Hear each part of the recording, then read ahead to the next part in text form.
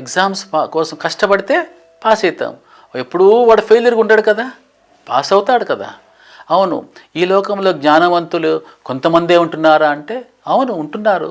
ఎందుకంటే వాళ్ళు ఆ జ్ఞానాన్ని, దేవుడిచ్చిన జ్ఞానాన్ని ఉపయోగించుకున్నారు కాబట్టి వాళ్ళు గొప్పవారుగా ఉంటున్నారు. అంతే, ఆ జ్ఞానము, ఆ మెదడు నీకుంది. అలాగే ఆ రైట్ సోదరులు అంటే విమానాన్ని కనిపెట్టిన రైట్ సోదరులు ఎంత గొప్ప విషయం అంటే, ఎంత విజ్ఞానం అందులో దాగింది.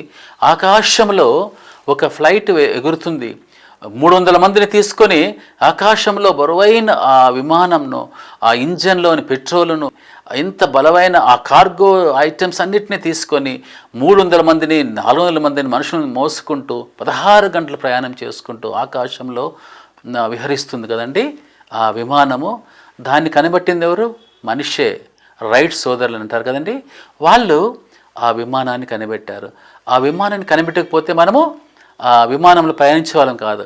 ఆ రైట్ సోదరులు కూడా మనుషులే, మన లాంటి మనుషులే. కానీ వాళ్ళకు దేవుడు ఆ జ్ఞానాన్ని ఇచ్చాడు. ఆ విమానం గురించి పక్కన పెడదామంటే, ఈరోజు అందరూ ప్రపంచమంతా చూస్తున్న టీవీ ఉంది కదండి. ఆ టీవీ ఒక్కసారి దాని గురించి మీరు ఆలోచించండి. ఎక్కడో ఒక చిన్న బొమ్మల పెట్టె మాదిరిగా ఉంటుంది, అందులో ప్రపంచమంతా అందులో ఉంది.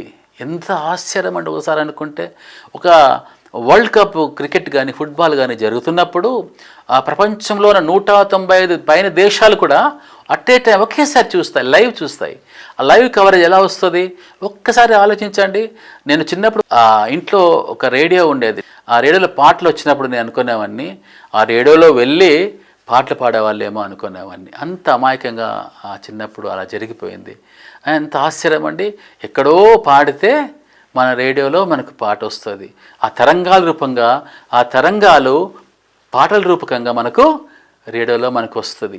అలాగే ఆ టీవీ, ఎక్కడో ఆస్ట్రేలియాలో క్రికెట్ ఆడుతుంటారు, అలాగే న్యూజిలాండ్లో క్రికెట్ ఆడుతుంటే మనము అదే సమయంలో మనము మన టీవీల ముందర ఆ లైవ్ చూస్తాం.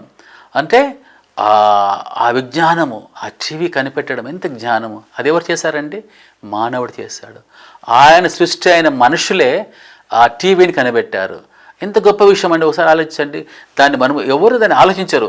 ఎంత కష్టమైన విషయం కదండి ఒక టెలివిజన్ అనేది కనిపెట్టడం అనేది. ఎక్కడో ఆడుతున్న తరంగాల రూపకంగా, తరంగాలుగా వచ్చి అది ట్రాన్స్మిటర్స్ ద్వారా మారి రూపకలుగా మారి మనకు కనిపిస్తుంది. అంత టెక్నాలజీ దేవుడు ఒక మనిషికి ఇచ్చాడండి.